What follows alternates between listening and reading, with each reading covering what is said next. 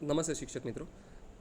આજે આપણે વિડીયોની અંદર જાણીશું કે તમે આજનું ગુલાબ એડ્યુટર એપની અંદર કેવી રીતે બનાવી શકો છો. સૌપ્રથમ પ્લે સ્ટોરથી એડ્યુટર એપ ડાઉનલોડ કરી અને ઓપન કરશો.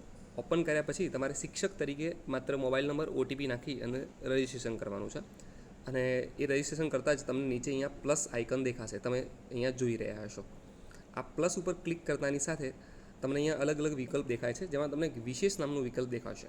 હવે વિશેષ ઉપર તમે જેવું ક્લિક કરશો એટલે તમને અહીંયા અલગ અલગ વિકલ્પ છે. દિન વિશેષ, વ્યક્તિ વિશેષ, સુવિચાર, જાણવા જેવું, વાર્તા. આમાંથી સૌથી નીચે તમે આજનું ગુલાબ વિકલ્પ જોશો. આપણે આજનું ગુલાબ વિકલ્પ ઉપર ક્લિક કરવાનું છે. હવે ટેક અ ફોટો ઉપર ક્લિક કરવાનું છે, જ્યાંથી તમારા શાળામાં જે ગુલાબ તરીકે તમે જે વિદ્યાર્થીને પસંદ કર્યો છે એને ઊભો રાખી અને મસ્ત સ્માઇલ આપતો એનો અહીંથી ખાલી ડાયરેક્ટલી ફોટો પાડવાનો છે. તો અહીંયા હું ક્લિક કરું છું. મારી પાસે હાલ હું ડાયરેક્ટલી ગેલેરીમાંથી ફોટો સિલેક્ટ કરું છું. તમારે ડાયરેક્ટ તમે પાડી શકો છો. તો આ પ્રકારનું તમને આવશે. અહીંયા હું મારી ગેલેરીમાંથી ફોટો સિલેક્ટ કરું છું અને જેવી રીતે આ વિદ્યાર્થી છે, તો હા, આ વિદ્યાર્થીનો ફોટો મેં અહીંયા સિલેક્ટ કરી લીધો છે, રાઈટ. તો પછી હું અહીંયા રાઈટ ઉપર ક્લિક કરું છું. એ ફોટો સિલેક્ટ થઈ ગયો છે. વિદ્યાર્થીનું અહીંયા નામ લખવાનું છે.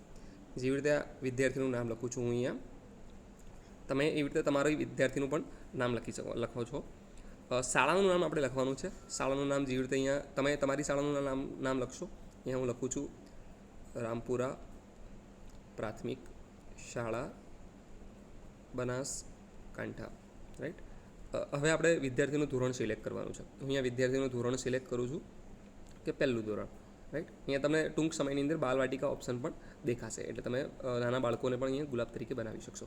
પછી જેવું તમે બનાવવા ઉપર ક્લિક કરશો એટલે જુઓ આ પ્રકારે સરસ મજાની તમારી પાસે ડિઝાઇન તૈયાર થઈ જશે.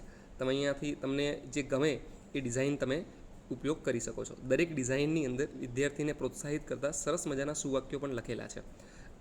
આ તમે જે દરેક ફોટો તૈયાર થયા છે એ તમારા શાળાના ગ્રુપની અંદર, તમારા સ્ટેટસની અંદર વિદ્યાર્થીઓના વાલીઓને પણ તમે મોકલી શકો છો, જેથી વાલી પણ એમના સ્ટેટસમાં લગાવી શકે, જેનાથી વિદ્યાર્થી વધારે પ્રોત્સાહિત થશે અને વાલી પણ વિદ્યાર્થીને સારી રીતે તૈયાર કરીને શાળાએ મોકલશે.